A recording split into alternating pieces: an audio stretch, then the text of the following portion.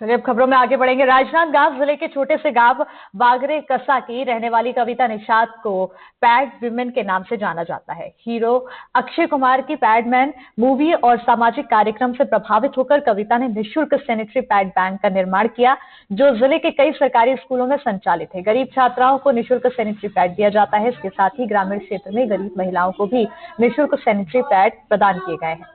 बताते चले कि कविता निषाद ने अब तक 25,000 से अधिक सैनिटरी पैड निःशुल्क बांट दिए हैं।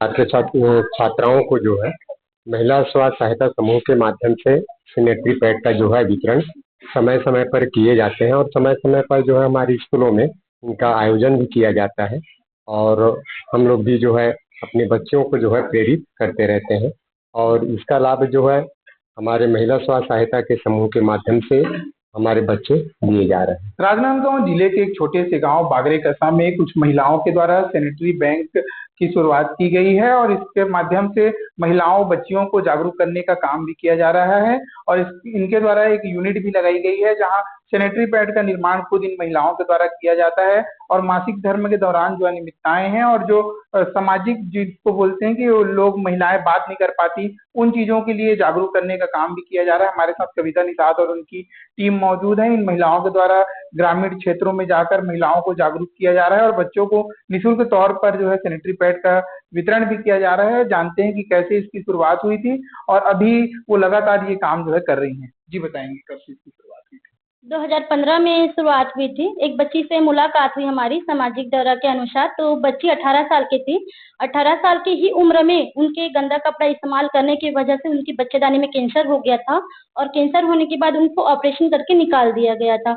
तो इसमें हमको ये महसूस हुआ कि उसकी जिंदगी जो है बचने से पहले ही उजड़ गई है, तो क्यों ना इस क्षेत्र में हम काम करें। तो इसमें हम कंपनी से टाई अप होकर सैनिटरी पैड मंगा कर हम घर घर पहुंचा कर दे रहे थे कम दामों में। उसके बाद ये काम को देखते हुए नाबार्ड से हमारी पहचान मतलब संपर्क किया वो लोग कि आप ऐसा काम कर रहे हो तो हम आपको काम देंगे एक परियोजना में, तो आप काम करेंगे क्या? तो हम बिल्कुल बोले कि ये तो मेरा सपना है और मैं इस क्षेत्र में काम कर ही रही हूँ और आगे भी करूंगी, क्योंकि ये बच्चियों की जिंदगी का सवाल है। तो मैंने इस क्षेत्र में काम शुरू किया नाबार्ड के सहयोग से और उनके द्वारा मशीन भी हमको प्रदान किया गया। जो पैडमैन मूवी में दिखाया गया था मशीन, वही मशीन हमको प्राप्त हुई नाबार्ड से। फिर हमने स्वयं प्रोडक्शन किया और प्रोडक्शन से बिक्री करते थे। उसमें जो भी हमारी आय होती थी उस आय से हम 3 स्कूलों में निःशुल्क पैड बैंक खोले हुए हैं जहां बच्चियों को निःशुल्क दिया जाता है। और 2 गांव हैं भालूकोन्हा और गौटिया टोला, जहां पे आदिवासी अंचल है।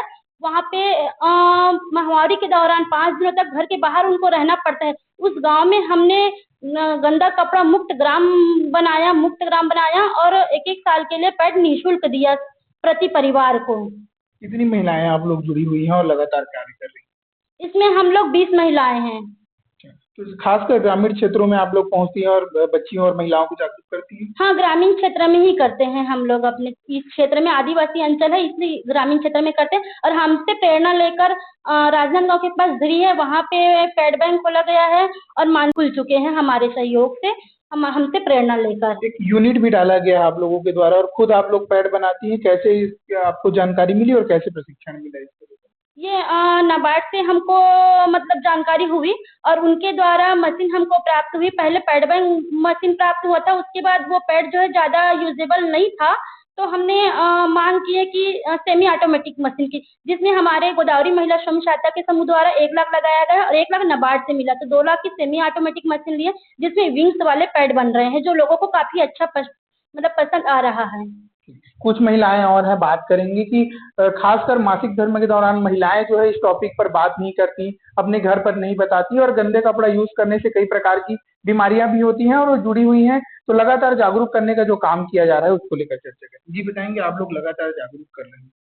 जी, खास तौर से स्कूली बच्चे को गंदा मुक्त कपड़ा करके इसके लिए जागरूक आप लोग कर रहे हैं। हाँ, स्टॉल लगा रहे हैं कहीं कहीं पे।